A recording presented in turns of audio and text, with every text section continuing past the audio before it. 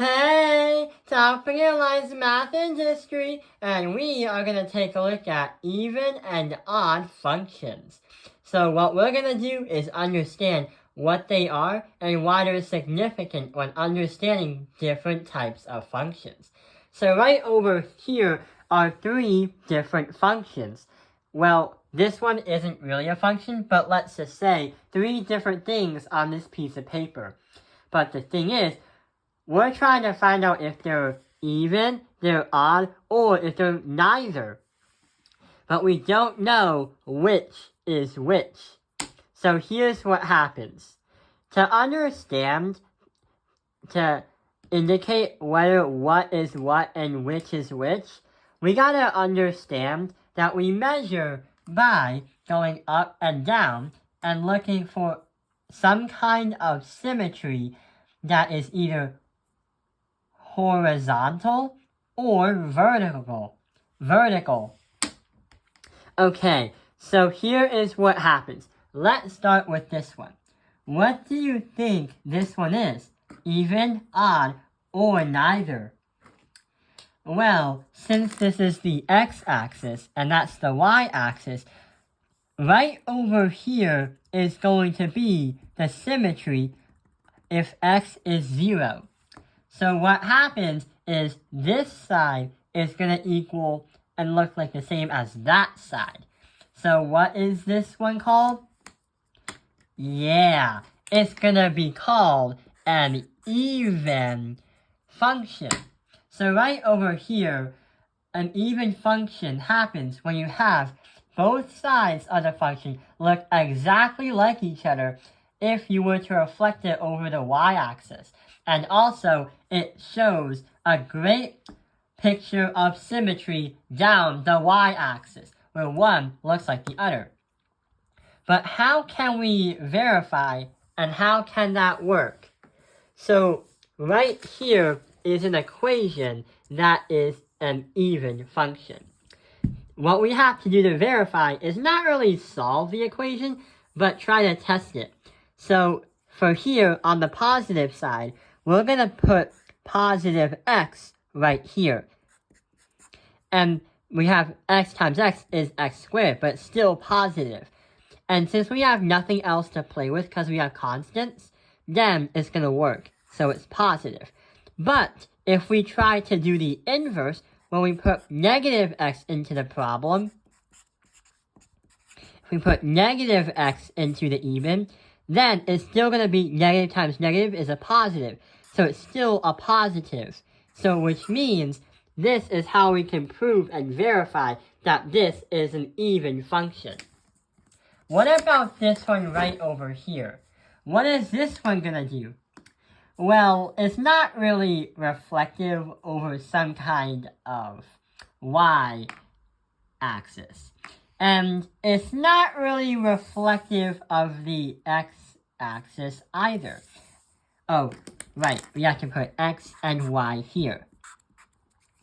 But the thing is, if I were to rotate this function upside down, it looks exactly like it was before when you had it right side up. So what kind of function is this? Yeah, it's an odd function. It was kind of odd when we had to rotate the function 180 degrees around and back. So odd functions happen when it's not really easily symmetrical, but if you were to rotate the function 180 degrees and back, it would look like the exact same picture as it was before. But hang on, how do we verify and prove an odd function? So right over here is an example problem. So here is what's going to happen.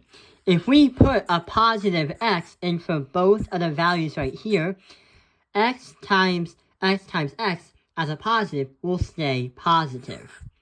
But if we have right here the negative and an x, it's going to be negative x. So it's going to be a negative number because you have a positive and a negative, which is a negative. So this is an example of how it can be an odd function. If we try it again, but try to put the negative x inside instead.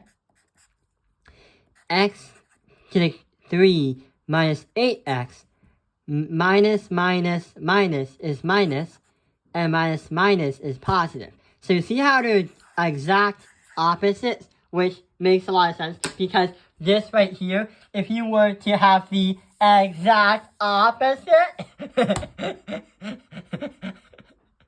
sounds a little bit odd.